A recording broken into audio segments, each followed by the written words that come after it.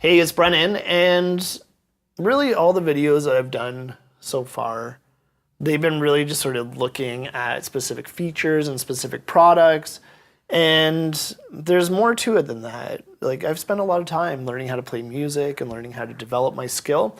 And so in this video, I'm gonna show how I put together music and things that I sort of always think about when I'm doing arrangements. So let's listen to the piano. So this is just an acoustic piano. I've had this thing since I was a little kid.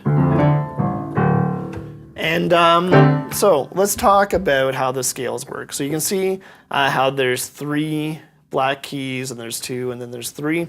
On this piano there's like this little metal bar thing here. And so I know that beside these 2 black keys, I know that that note there is middle C. Super important when you're getting started, because that's your reference for everything.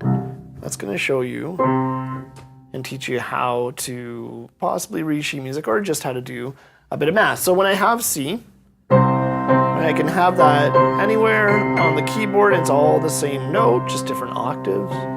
But this one is the center of everything. And I can add notes onto that chord, and I can do a third, so I can go from 1, 2, 3. That's my C and E. Now if I lower that third and I go down to a black key, I can make it sound really sad.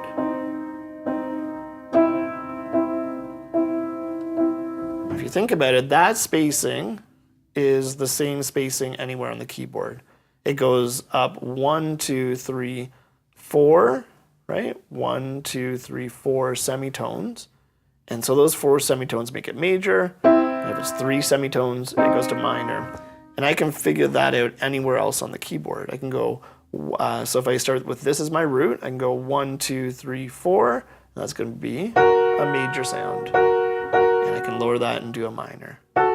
And anywhere, if I count up 4, is going to be the same. So here, 1, 2, 3, 4. Lower that minor. So that's how you make your sad stuff sound happy and your happy stuff sound sad. Thanks for watching my videos. Stay tuned for more.